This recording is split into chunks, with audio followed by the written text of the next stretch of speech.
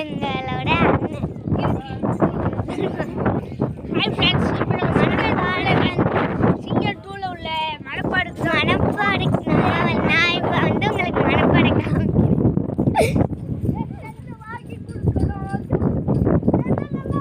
இதுதான் மனப்பாடு. நல்லா இருக்கு. இந்த மாதிரி சூப்பராக கட்டியிருக்காங்க. இப்போ வந்து கொஞ்சம் இந்த மாதிரி நல்லா இருக்காங்க. புதுசாக கட்டியிருந்தாங்க.